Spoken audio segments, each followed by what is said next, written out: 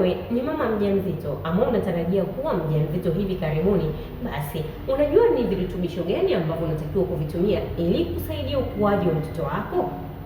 Usitie shaka. Kama haujui, basi Jiko Point tupo kwa ajili ya kukuelimisha ili ujue ni virutubisho gani muhimu ambavyo unahitaji kwa ajili ya ukuaji wa mtoto wako.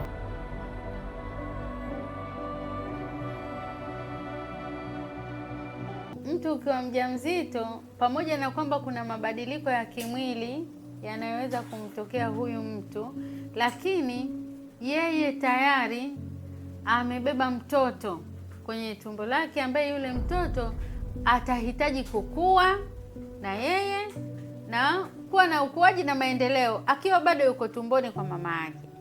Na ukuaji wowote wa aina yoyote hauwezi kufanyika kama hakupatikani virutubishi wa kiumbe yoyote akiwepo binadamu, na virutubishi havipatikani isipokuwa kwa kula. Kwa hiyo mtoto anahitaji virutubishi kwa ajili ya ukuaji na maendeleo yake akiwa tumboni kwa mama yake, lakini virutubishi vile ni lazima viliwe na mama yake ndio yeye aweze kuvipata.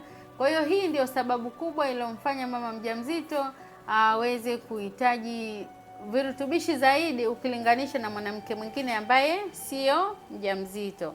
Lakini mama mjamzito pia mwili wake utahitaji kuwa na mabadiliko ambayo yatafanyika, ni lazima yafanyike ili aweze kumsaidia yeye kuweza kubeba ujauzito wake kwa vizuri kabisa, lakini vile vile aweze kujiandaa kuja kunyonyesha mtoto wake kipindi atakapojifungua. Kwa hiyo ukiangalia mahitaji ya mjamzito na mtu ambaye sio mjamzito yameongezeka kidogo, lakini sasa mahitaji ya mama mjamzito na yenyewe ni lazima yazingatie vyakula kutoka katika makundi 6 ya chakula, ikiwepo kundi la nafaka, ambapo kundi la nafaka tutapata huko aina zote za nafaka: mahindi, mchele, mtama, vitu vyote vitapatikana huko.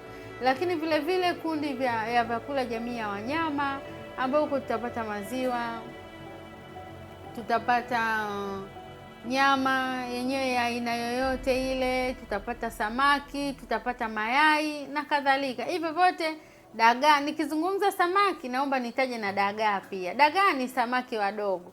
Kwa hiyo sasa, ili wewe kuweza kupata virutubishi katika kundi la jamii ya wanyama, sio lazima upate maini, upate hichi. Chochote kitakachoweza kupatikana kitaweza kukupatia virutubishi ambavyo vitapatikana kutoka katika kundi hilo. Lakini pia kuna kundi jamii ya mikunde, ambako kuna maharage, kuna njegere, kuna mbaazi, kuna kunde, kuna choroko, aina yoyote hapo. Lakini kuna kundi la mboga, kuna kundi la matunda, lakini kuna kundi la mbegu za mafuta, ambao utapata huko kuna korosho, kuna mbegu za maboga, kuna alizeti, yani vitu vyote vinavyopatikana katika makundi hayo.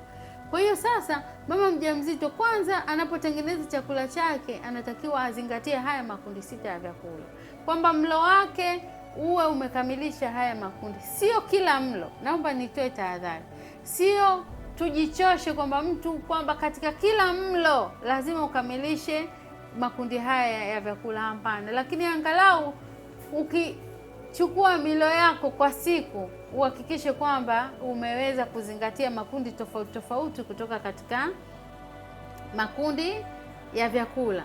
Na mama mjamzito ajijua kwamba anahitaji yeye kupata virutubishi kwa ajili ya ukuaji wa mtoto.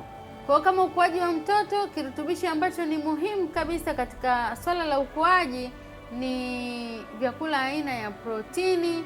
Kwa hakikisha vyakula vyote anavyovila amepata hiyo protini ambayo inapatikana kutoka katika kundi la wanyama na kundi la jamii ya mikunde.